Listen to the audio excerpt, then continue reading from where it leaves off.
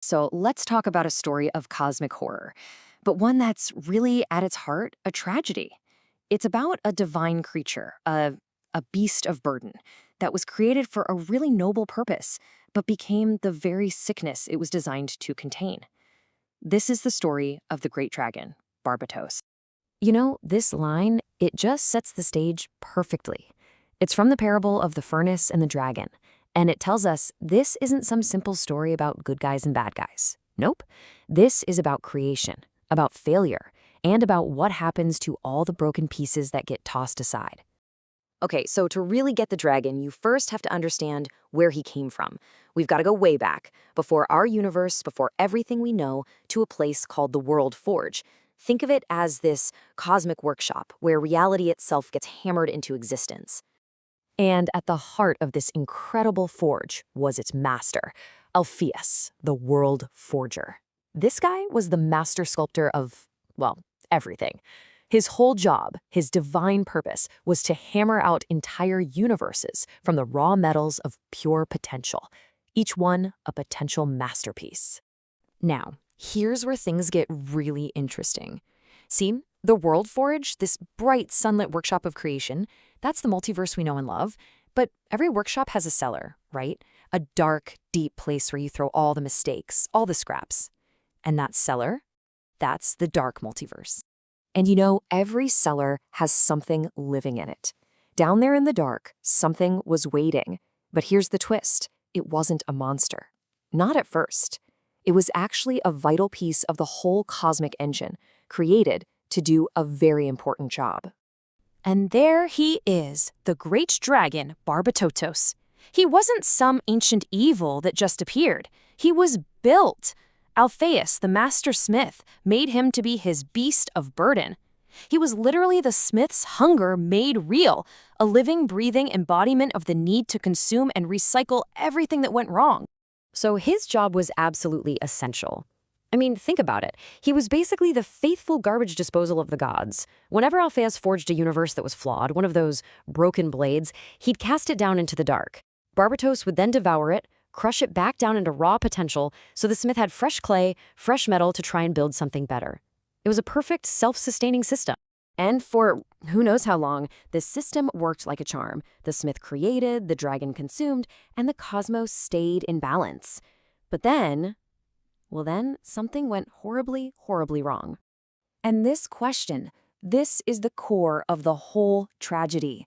What happens when the thing designed simply to consume failure starts to actually enjoy the taste of it?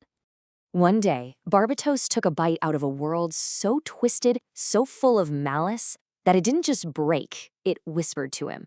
It infected him with this absolutely terrifying idea that he wasn't just a janitor. No, he was the true master of the forge. Because destruction is the real end for everything.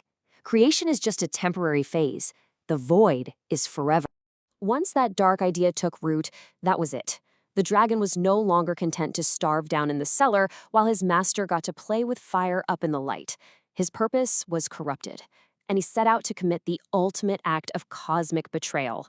And this is the moment the entire cosmic order just shattered. Barbatos rose up from the darkness, and he murdered his creator, Alpheus. And he didn't just kill him, he consumed him. He devoured the World Forger and extinguished the fires of creation, plunging everything into darkness. This just shows you the transformation so perfectly. Before, he's the cosmic recycler, a crucial part of his master's process. After, he becomes this hungry sickness. He stops consuming the broken worlds. He just lets them rot and fester, stacking them up like corpses to build himself an army of nightmares. And they all have one single goal: claw their way out of the dark and devour all the light. But there was a catch. Barbatos was trapped in his dark prison. To get out, he needed a key. Actually, more than a key, he needed a doorway carved out of a living soul. And believe me, he was very, very patient. Down on Earth, a secret cult dedicated to him, the Judas tribe, who you probably know better as the Court of Owls, they were hard at work. For centuries, they operated in the shadows, preparing the world for their master's arrival. Their secret mission was to forge that living gateway. So how do you build a door out of a person? Well, it's a long, dark recipe. It required exposing one very specific person to 5 cursed heavy metals, each one pulled from the dark multiverse itself. The owls basically manipulated history, they started conflicts, they orchestrated traumas, all to secretly poison their chosen candidate over his entire life. And their chosen conduit was Batman. Of course it was. After years and years of manipulation, they had tenderized his soul. They'd coated his body in these metals until he became a literal tuning fork, vibrating at the exact same frequency as the dark multiverse. His spirit became the bridge, the open door through which the great dragon could finally crawl out of the cellar and into our world. And not right there, that's the true horror of Barbados. He isn't just a big, scary monster. He's a philosophical certainty. He represents entropy. He's the idea that all things, no matter how heroic, no matter how good, will eventually break down, fail, and fall back into nothing. He's the dark god waiting at the end of every single story, whispering that in the grand cosmic scheme of things, the darkness always wins. So what do you do when the final boss isn't a villain, but just the end?